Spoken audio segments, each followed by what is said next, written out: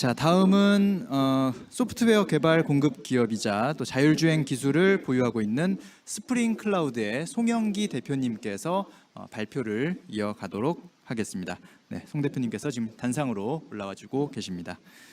자, 스프링 클라우드의 또 미래를 여는 모빌리티 서비스에 대한 발표는 어떤 내용일지 지금부터 경청해 보도록 하겠습니다. 네, 반갑습니다. 저는 스프링 클라우드의 대표를 맡고 있는 송영기라고 합니다. 자율주행을 가지고 이제 여러 가지 서비스를 하고 있기 때문에 우리 일상생활에서 이제 자율주행이 조금씩 이렇게 볼 수도 있고 또 경험할 수도 있고 또 새롭게 우리 삶을 변화시키고 있기 때문에 관련된 내용을 좀 설명드리도록 하겠습니다. 먼저 스프링 클라우드에서 간단하게 좀 설명을 드리도록 하겠습니다. 저희는 2017년에 세워졌고요. 자율주행과 관련된 어떤 서비스를 개발하는 목적으로 일을 하고 있습니다. 저는 이제 자율주행과 관련된 여러 이제 국가 사업에 관여를 하고 있고요. 자율주행이 법 제도적인 측면이나 또 실제 운영될 때 여러 가지 규제와 관련된 문제들도 스프링 클라우드가 좀 풀어가고 있는 그런 상태입니다.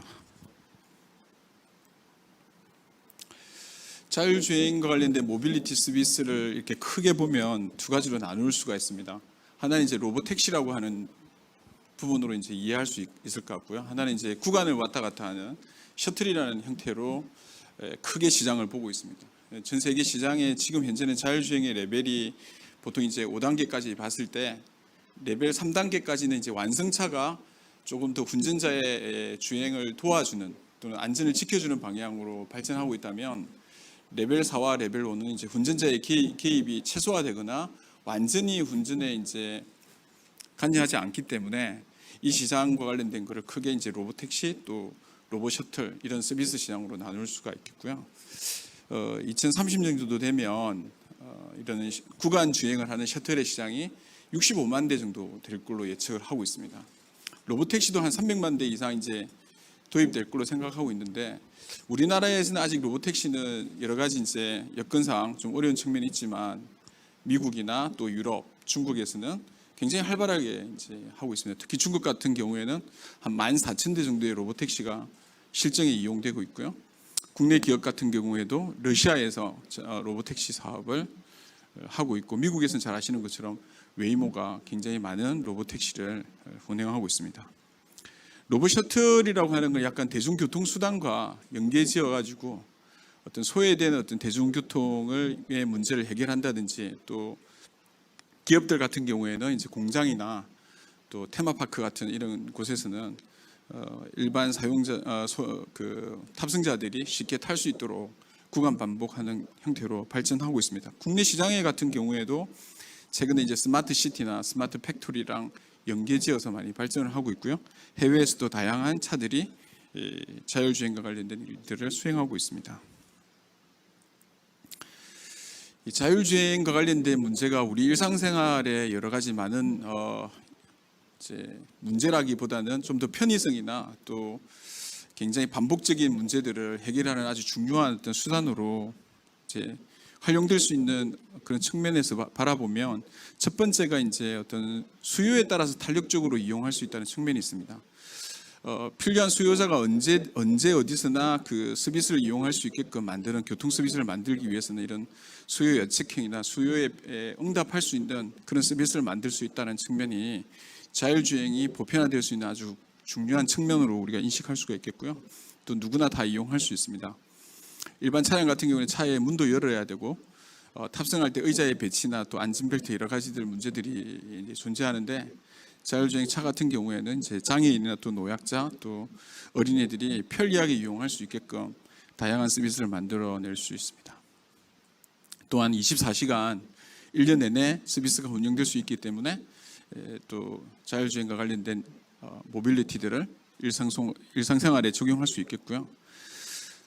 또 친환경적입니다. 보통 자율주행차 하면 전기차나 이런 친환경차랑 많이 이제 결합하게 되는데 이 자율주행차가 움직이는 동안에 제로 에미션이라고 해서 어쨌든 이런 친환경적인 자동차가 될 수 있도록 개발을 하고 있고요. 또 레벨 3까지는 일부 이제 센서들이 자동차에 이제 이렇게 탑재되면서 일부 문제만 해결할 수 있지만 레벨 4나 레벨 5가 되면서 이중화된 센서의 설계로 인해서 훨씬 더 안전하게 운영이 될 수 있습니다.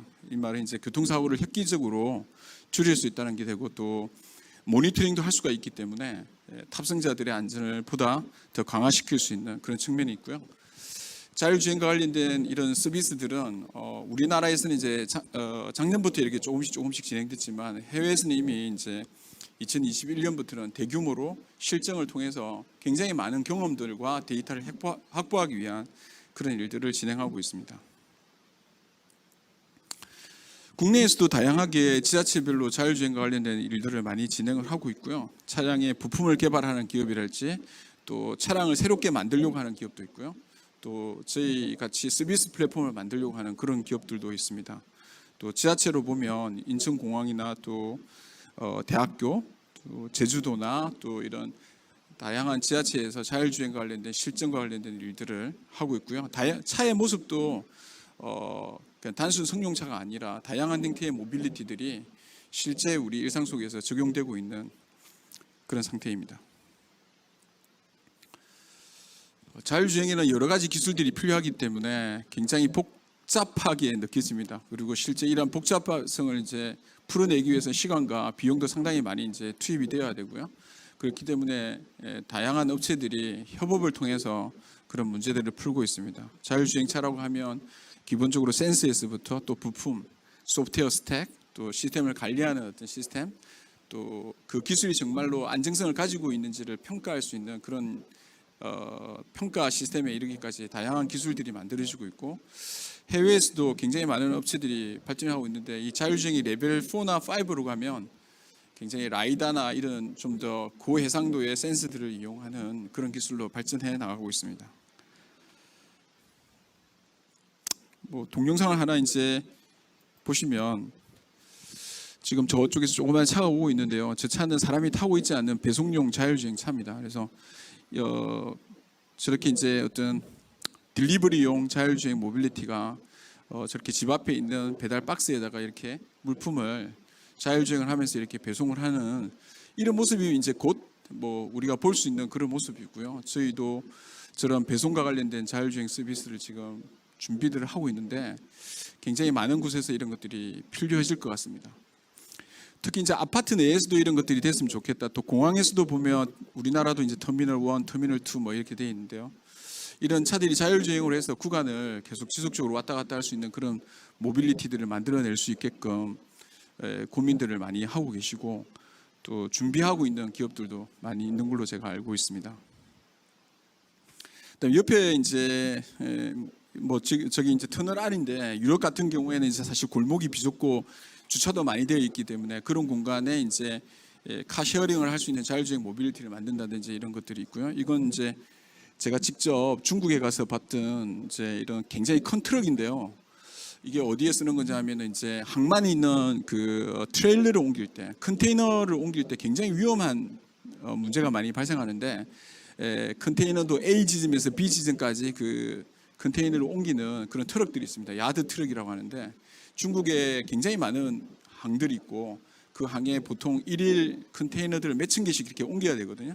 그게 굉장히 이제 위험한 일들이라 사고도 많이 발생한다는 걸로 제가 알고 있습니다. 그래서 자율주행 차량이 움직이면서 그 컨테이너를 실어 나르는 그런 일들을 하고 있고 우리 아마 국내에서도 이런 컨테이너 자율주행과 관련된 일들을 아마 진행을 하고 있는 것 같고요.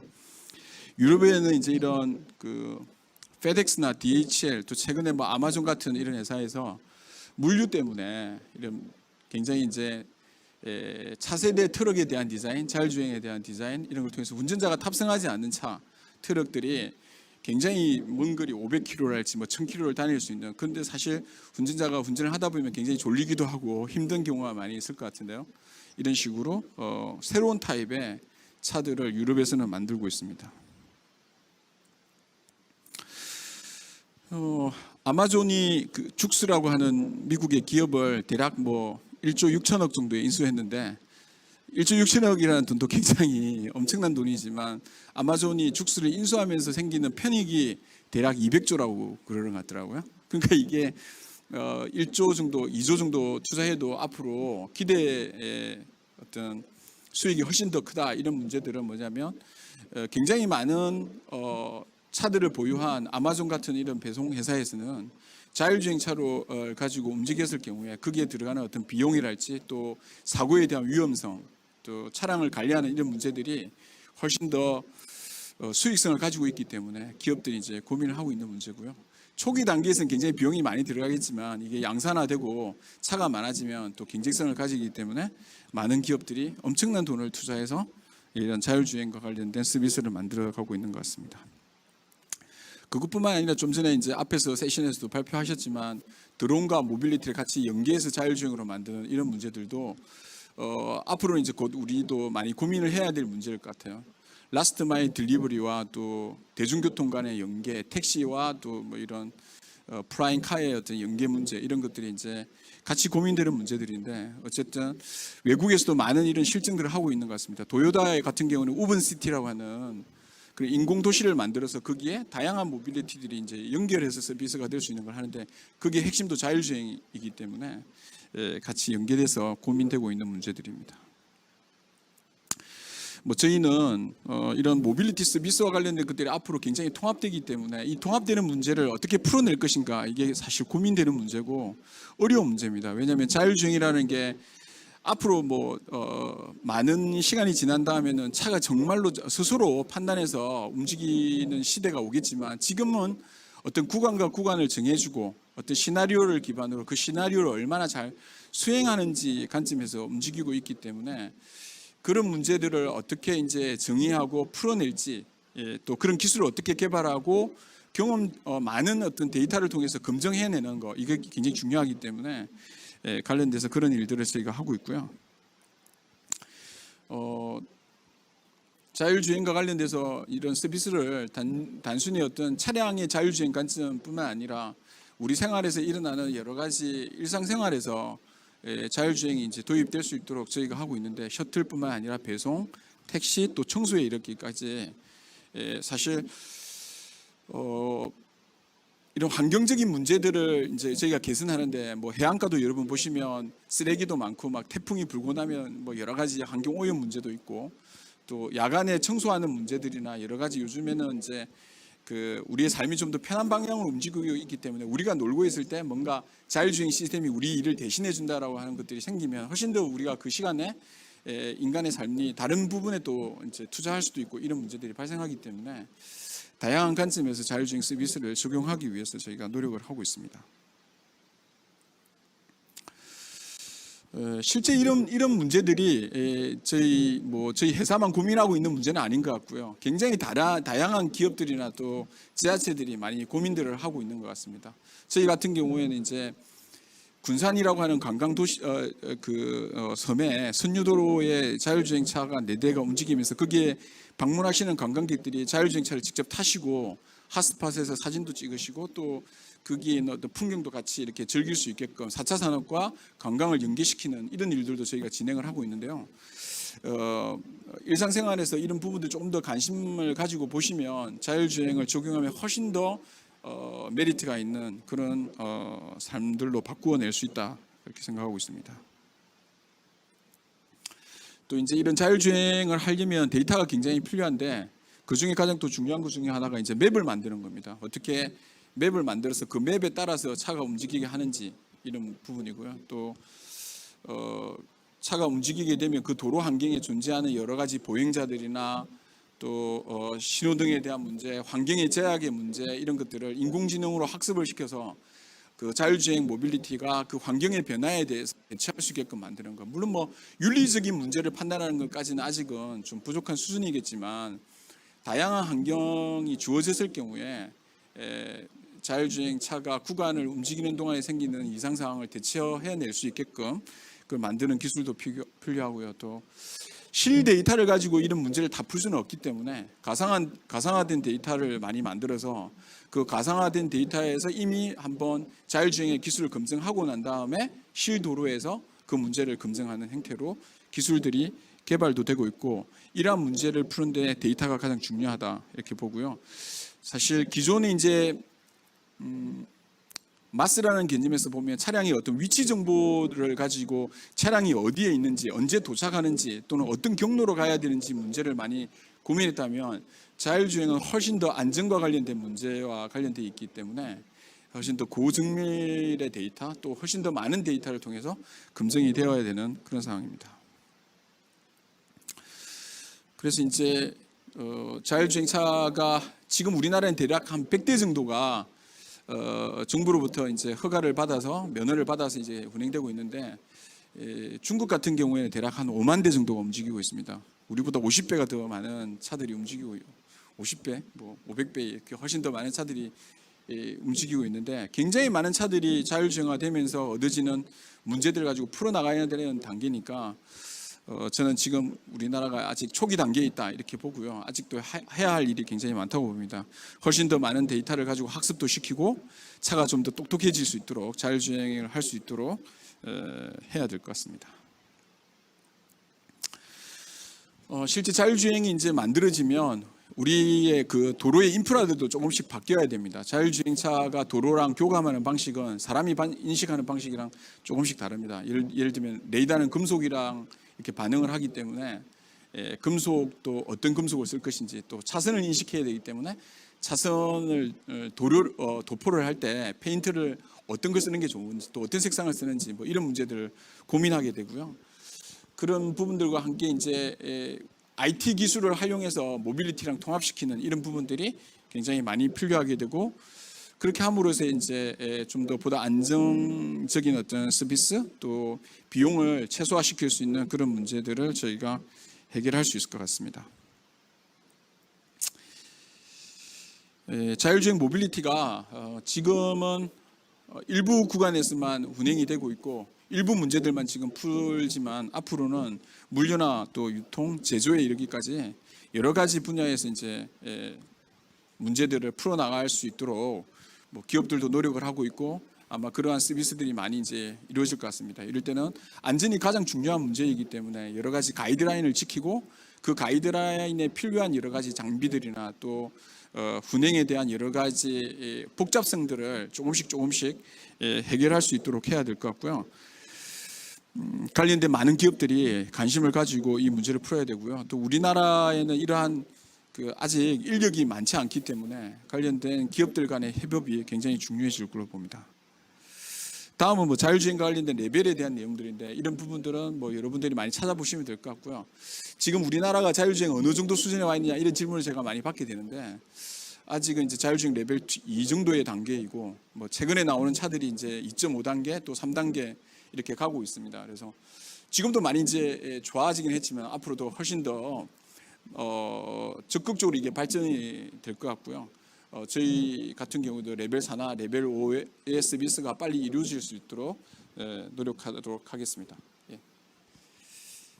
감사합니다.